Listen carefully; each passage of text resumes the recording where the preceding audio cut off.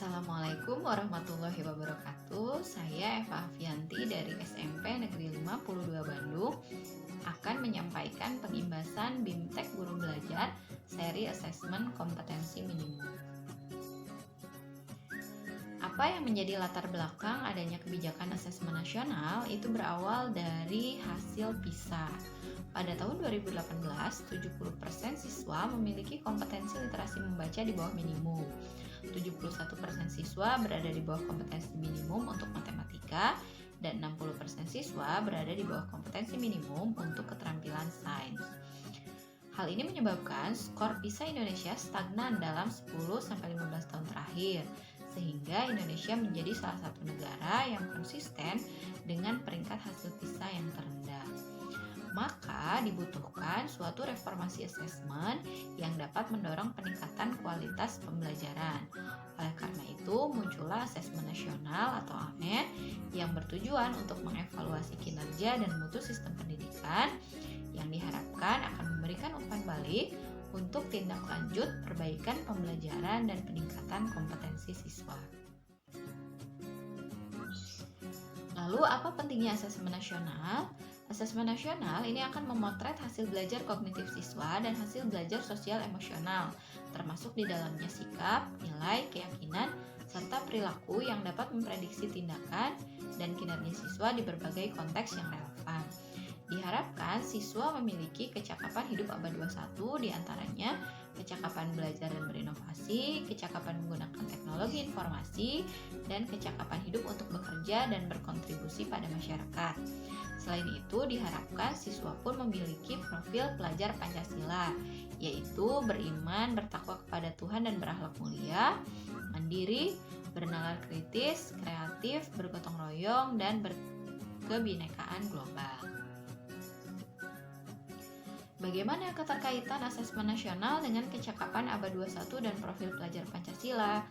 Kompetensi siswa yang diharapkan yaitu siswa memiliki kecakapan hidup abad 21 dan profil pelajar Pancasila. Hal ini akan terukur melalui asesmen nasional yang dilakukan melalui asesmen kompetensi minimal atau AKM, survei karakter, dan survei lingkungan belajar.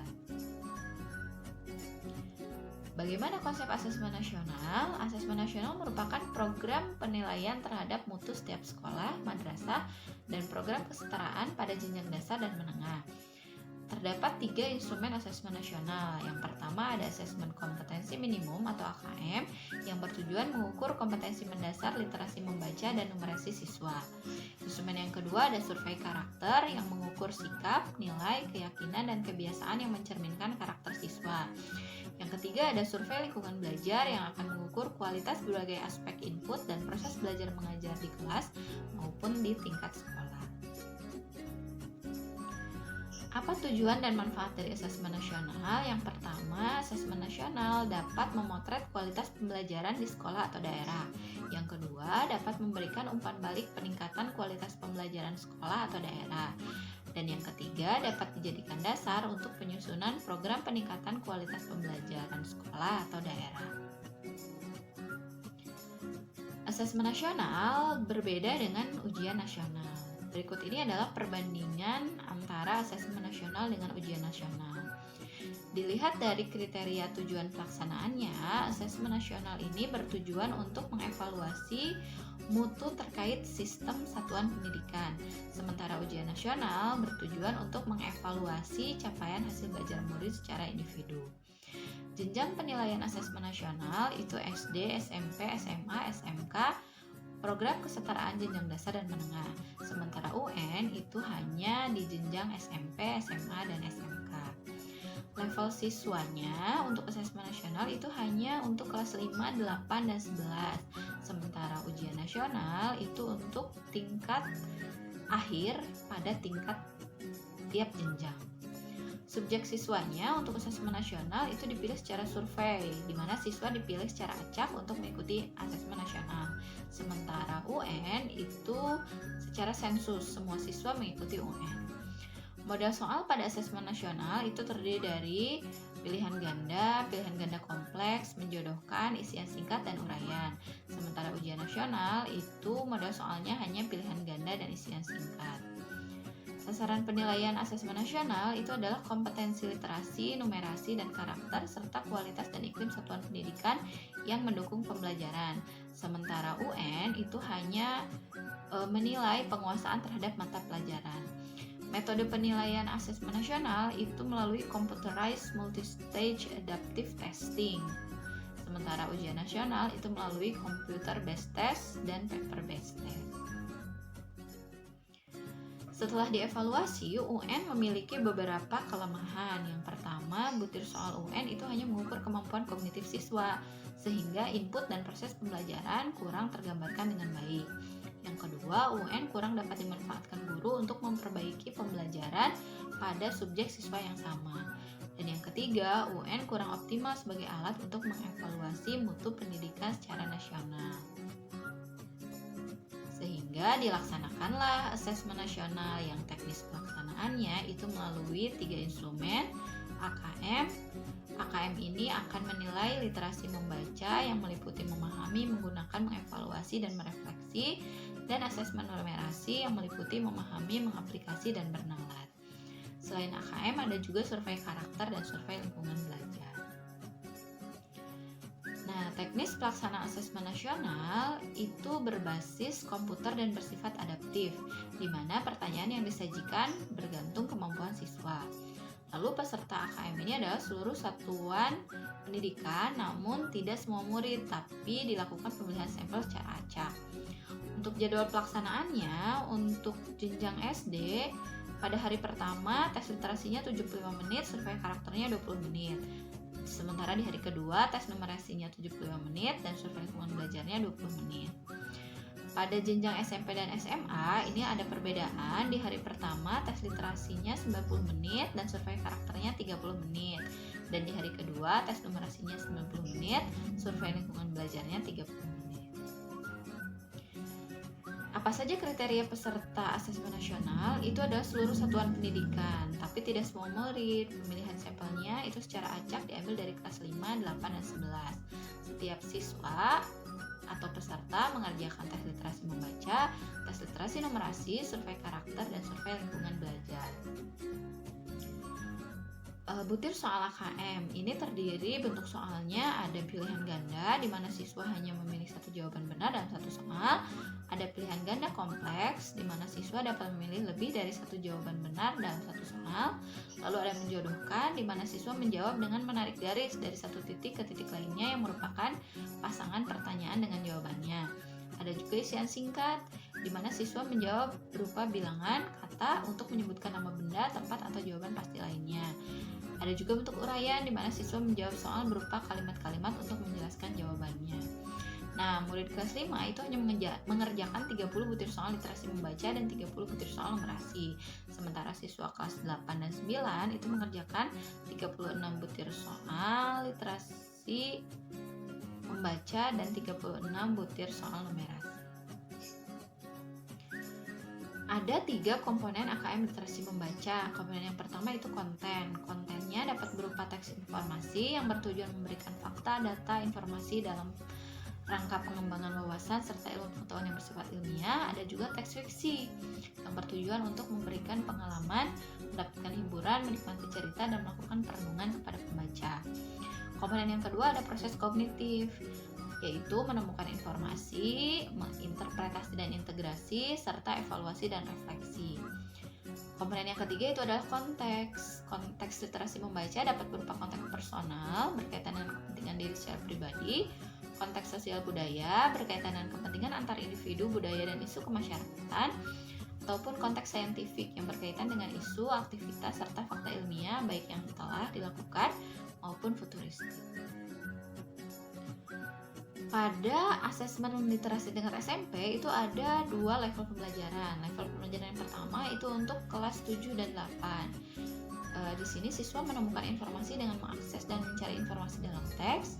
Selanjutnya siswa memahami teks secara literal, menyusun inferensi, membuat koneksi dan prediksi, baik teks tunggal maupun teks jamak, mengevaluasi dan merefleksi dengan menilai format penyajian dalam teks. Sementara di level pembelajaran yang kedua itu untuk kelas 9, siswa memahami teks secara literal dan menyusun inferensi, membuat koneksi dan prediksi, baik teks tunggal maupun teks jamak. Selanjutnya, siswa menilai format penyajian dalam teks, merefleksi isi wacana untuk pengambilan keputusan, menetapkan pilihan, dan mengaitkan isi teks terhadap pengalaman pribadi. Berikut ini adalah contoh butir asesmen literasi tingkat SMP dengan indikator menemukan informasi tersurat pada teks sastra atau teks informasi yang terus meningkat sesuai jenjangnya. Pada contoh soal ini disajikan teks, lalu siswa harus membaca dan menemukan informasi mengenai topik pembicaraan antara tokoh di dalam teks. Ya, selanjutnya adalah komponen AKM numerasi. Sama seperti literasi, ada 3 komponen dalam AKM numerasi, yaitu konten. Kontennya berupa bilangan, pengukuran dan geometri, data dan ketidakpastian, serta aljabar. Ada proses kognitif juga, yaitu pemahaman, penerapan, dan penalaran. Ada juga komponen konteks yang sama dengan komponen AKM literasi, yaitu konteks personal, sosial budaya, dan saintifik. Berbeda dengan tahap asesmen literasi, pada asesmen numerasi ini hanya terdapat satu level pembelajaran yang berisi 3 konten yang dipelajari, yaitu bilangan, geometri dan pengukuran, aljabar, serta data dan ketidakpastian. Pada tahap asesmen ini, siswa merepresentasikan bilangan caca, mengenal bangun geometri dan pengukurannya, serta mempelajari persamaan dan pertidaksamaan bilangan, relasi dan fungsi bilangan, serta rasio dan proporsi. Berikut ini adalah contoh butir asesmen numerasi tingkat SMP dengan indikator menentukan dan menggunakan min, median, dan modus. Pada soal ini disajikan grafik mengenai penderita sembuh COVID di negara ASEAN. Lalu siswa diberi pertanyaan untuk mengurutkan negara-negara tersebut berdasarkan banyak penderita yang sembuh, dilanjutkan dengan abjad nama negara secara meningkat. Nah, untuk menjawab pertanyaan, tentu saja siswa harus membaca grafik, harus menggunakan informasi yang ada di dalam grafik, sehingga dapat menjawab pertanyaan. Nah, asesmen nasional itu bertujuan untuk meningkatkan kompetensi, tidak hanya mempelajari konten. Lalu apa bedanya perbedaan pembelajaran berbasis kompetensi dengan pembelajaran berbasis konten? Pada pembelajaran berbasis kompetensi itu berpusat pada kebutuhan, sementara pembelajaran berbasis konten berpusat pada materi pembelajaran. Pembelajaran basis kompetensi, belajar itu untuk pemahaman konsep dan keterampilan, sementara pada pembelajaran basis konten, belajar itu hanya cakupan materi.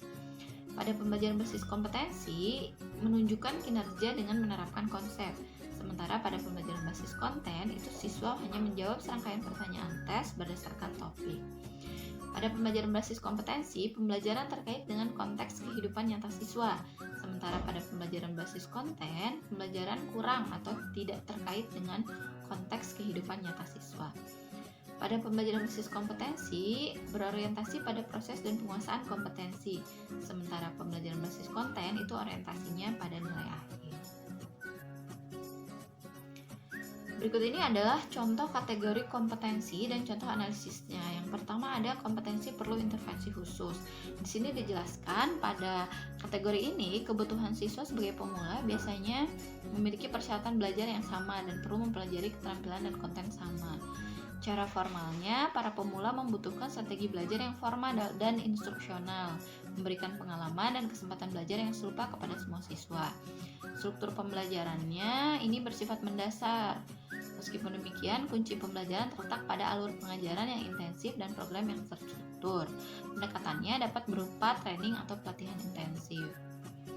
Kompetensi yang kedua itu kompetensi dasar. Tentu saja kebutuhan, cara formal, struktur pembelajaran, dan pendekatannya berbeda. Pada kompetensi dasar, pendekatannya dapat berupa coaching, simulasi, pemecahan masalah untuk meningkatkan kinerja dan tingkat kenyamanan siswa pada tingkat kompetensi dasar. Ada kompetensi cakap, kebutuhannya itu siswa tidak dipenuhi oleh program pembelajaran seperti pada tingkat yang sebelumnya, maka dia membutuhkan pendekatan mengelola pengetahuan yang sudah didapatkan, memberikan dukungan kinerja pada siswa dengan tingkat kompetensi cakap yang diperlukan.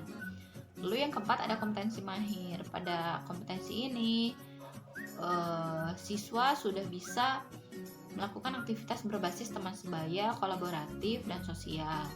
Pendekatannya dapat berupa pembelajaran yang sifatnya kolaboratif, struktur pembelajarannya strategi yang disesuaikan untuk siswa mahir, termasuk peluang untuk melakukan lebih banyak penelitian secara mandiri dan kolaboratif. Nah, dengan demikian, hasil KKM ini dilaporkan dalam 4 kelompok yang menggambarkan tingkat kompetensi yang berbeda. Ada kelompok perlu intervensi khusus, yaitu murid belum mampu menemukan dan mengambil informasi eksplisit yang ada dalam teks maupun membuat interpretasi sederhana. Ada kelompok dasar, yaitu murid mampu menemukan dan mengambil informasi eksplisit yang ada serta membuat interpretasi sederhana. Ada tingkat cakap, yaitu murid mampu membuat interpretasi dan informasi implisit yang ada dalam teks. Ada tingkat mahir, murid mampu mengintegrasikan beberapa informasi lintas teks, mengevaluasi isi, kualitas, cara penulisan, dan bersikap reflektif terhadap isi teks. Sementara untuk hasil numerasi ada 4 kelompok juga, ada perlu intervensi khusus, dasar, cakap, dan mahir. Dengan kita mengetahui tingkat kompetensi siswa, maka guru dapat memanfaatkannya untuk menyusun strategi pembelajaran yang efektif dan berkualitas sesuai dengan tingkat kompetensi siswa, sehingga guru dapat mengajar siswa sesuai levelnya, teaching at the right level. Dengan mengajar sesuai levelnya akan memudahkan siswa menguasai konsep, keterampilan, dan konten yang diharapkan pada suatu mata pelajaran.